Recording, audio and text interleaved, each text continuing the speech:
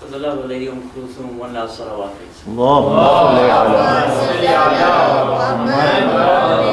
أعوذ بالله من الشيطان الرجيم. بسم الله الرحمن الرحيم. الحمد لله رب العالمين. الحمد لله الذي هدانا لهذا وما كنا لنهتدي لولا أن هدانا الله. والصلاة والسلام على أشرف الأنبياء والمرسلين خاتم النبيين سيدنا الممجد بشير المصدق المصطفى الأمجد محمود الأحمد أبي القاسم محمد. اللهم صل على محمد وعلى أهل بيته الطيبين الطاهرين المعصومين ولعن الله على الظالمين من الأولين والآخرين. أما بعد، فقد قال الله سبحانه وتعالى في كتابه المجيد وفرقانه الحميد: بسم الله الرحمن الرحيم. شفاعة حسنة. صلوا على محمد وآل محمد. اللهم صل على آل محمد. My respected elders, brothers and sisters, Assalamu alaikum jami'an wa rahmatullahi wa barakatuh. Wa alaykum assalam wa rahmatullahi wa barakatuh. The majlis this evening is honored to celebrate the birth of the second daughter of the commander of the faithful, Ali ibn Abi Talib, and his wife, Lady Fatima al-Zahra, Sayyidat al-Alameen, salawatullah wa salamu alayhi. Allahumma salli ala Muhammad. Most notably, she has been known by the name of Lady Khulthum, salamullahi alayha. And you find that history puts forward some of the most interesting and important points in regards to her life that we can take into our own understanding. The first thing I would like to do is thank the executive committee for allowing us to hold this particular Wiladat tonight.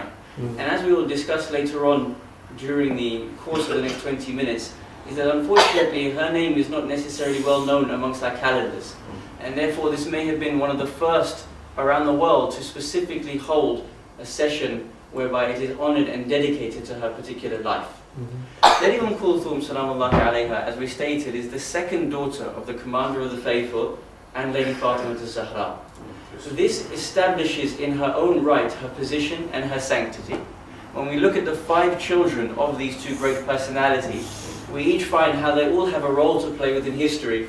The first, of course, is our second Imam, whose Wiladat we celebrated just the other night. The second, of course, is Aba Abdullah, who is the one great shafa'a for the whole of this ummah, and we hope that we have his shafa'a on the Day of Judgment. Thereafter, you find that there is the first daughter of the commander of the faithful, whom we most notably recognize, being Lady Zainab, salamullahi alayha. She is famous in her own right for having taught in the Muslim Ummah during the father's period in Khilafat. We find that she also has her famous sermon. We find that her role on the day of Ashura and beyond is famous. But thereafter there is another daughter. This one is the one whom we want to discuss tonight. The 5th child, as we know, is Muhsin, the one who was killed whilst being in the womb of Lady Zahra salamullahi alayha when the door fell upon her chest. You find that these 5 personalities all have their various stations. Of course, it would be difficult for us to specifically recount Muhsin, may Allah's blessings be upon him, due to how young he was within the womb, only maybe had been 6 months old in the womb. However, you find that the second daughter and the 4th child is someone who very rarely do we have an opportunity to speak about. And therefore tonight is dedicated specifically to her. In history there are 2 birth dates available for her. The first one only has a year and the second one has a specific date. Unfortunately they are actually a few years apart. The first date says 6 after Hijrah. So if we look back, we see that all the children were born from Hijrah onwards, but from the 5th year after Hijrah, Zainab, the elder daughter, salamullahi alayha, is born in the 5th year after Hijrah. One of the dates puts forward that the second daughter, Lady Khulthum, is born in the 6th year after Hijrah. Unfortunately, this provides us with no specific date in which to hold it. It only provides us with a year. There is another date that history provides us. This one is in the 9th year of history, 9th year after Hijrah. Therefore, 3 years difference between that first date. However, this year actually provides us with a specific date, and this one actually says that she was born on the 16th of Sharul Ramadan, 9 after Hijrah, meaning that she was born exactly 1 day after Imam al-Hasan salawatullah wa salamu alayhi. Allahumma salli ala محمد وآل محمد. Her name, as we know, is Lady Khulthum, salamullahi alayha. However, that actually isn't her name. That is her kunya. That is the title that has been given to her for various different reasons. One that we will go into shortly, inshaAllah. Her actual name is also Zainab. Therefore, we have Hassan, Hussein, Zainab al-Kubra, Zainab the larger, the greater, the elder, and Zainab al-Sughra, Zainab the younger or the smaller one. The question will normally be posed is, why is it that two daughters from the same parents will be named exactly the same name? What was the reasoning behind this? A narration puts forward to us that having had the first daughter been named Zainab, Lady Zahra salamullahi alayha was asked what it is that you would like to name your second daughter. She said, I love the name Zainab so much because Zainab in its own meanings means the adornment of her father, the beautification of her father, the glory of her father. And because I love this name Zainab so much, and what Zainab al-Kubra will be in terms of the actual name, so will my younger daughter Zainab al-Sughra also be that.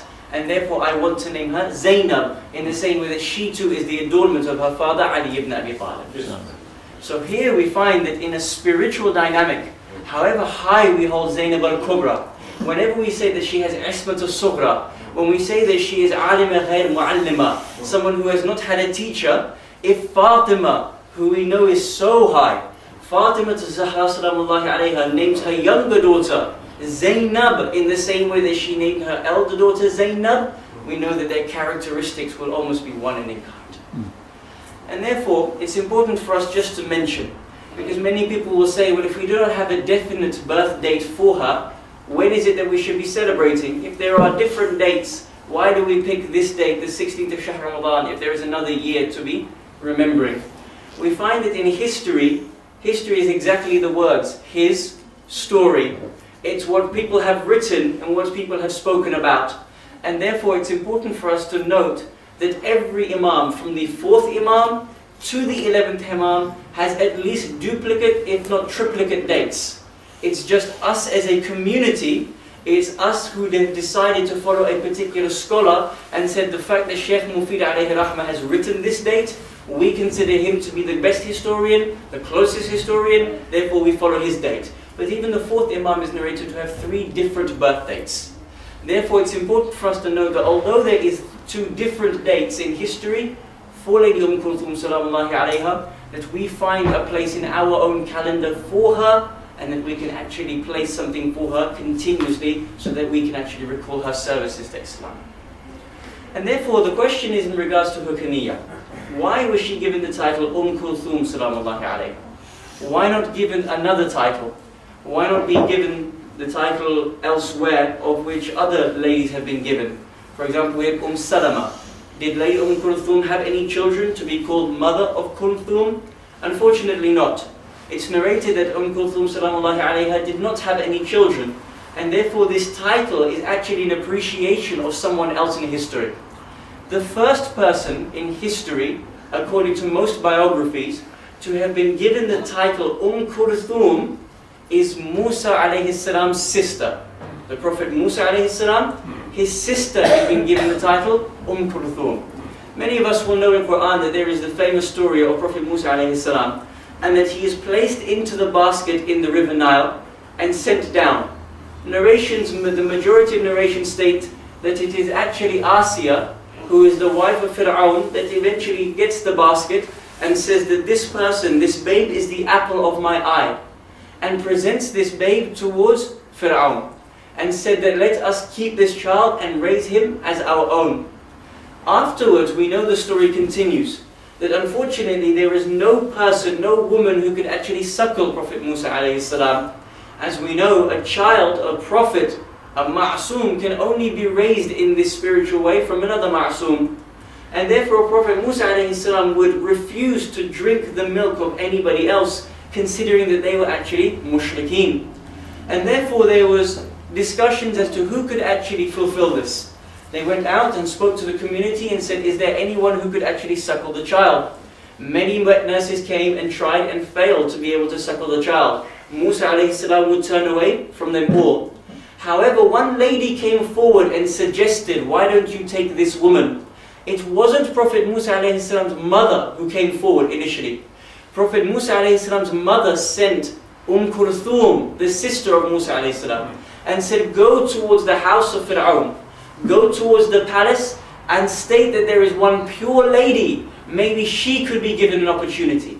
Here lies the secret, that here Khulthum salamullahi alayha, the sister of Musa alayhi salam, followed the command of her mother, was obedient to the command of her mother, was not only obedient to the command of her mother, she did not fear any trial. She knew that she would have to go and face this Fir'aun, and knew that she would have to go and present herself in front of him.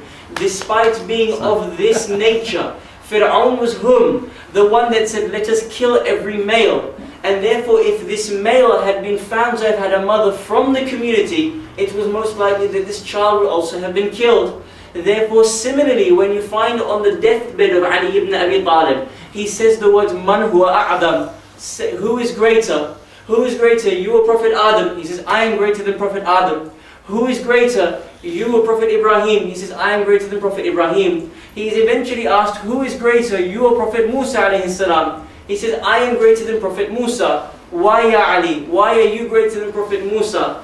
I am greater than Prophet Musa, because when Musa was asked to go and deliver the message to Fir'aun, he feared for a moment and asked for assistance from his brother Harun. But when Lady Khulthum, the daughter of Ali ibn Abi Talib, is named after Khulthum, the sister of Musa, that's because she did not fear any consequences having presented the truth in front of Fir'aun. She goes towards them, goes towards the household and says, I know of someone who is pure, allow her the opportunity to suckle this babe. They give her the opportunity. Musa alayhi salam's mother comes and suckles the babe. And therefore you find the kunya of Lady Khulthum was that she was named after the sister of Musa alayhi salam, because she was so high, she was so brave. And therefore even after the event of Karbala, Lady Khulthum salamullahi alayha has her own sermon where she stands in front of Ibn Ziyad in the court of Kufa. Note how Lady Zainab the Kubra stands in front of Yazid in Sham. But it is Lady Khulthum, Zainab al-Sughra, who stands in front of Ibn Ziyad in front of Kufa. And therefore you find even Lady Khulthum has a direct connection, as in Lady Khulthum, the sister of Musa alayhi salam, has a direct connection to Fatima al-Zahra. It's narrated that as Lady Khadija salamullahi alayha was about to give birth, it is now the time when she's about to go and give her birth. She walks outside of her house and presents herself in front of the people of Quraysh. She says, I'm about to give birth now. Which woman of Quraysh will come and assist me in giving birth? All the women of Quraysh turned round toward Lady Khadija and said, no, you have chosen to follow Islam. We refuse to come and help you.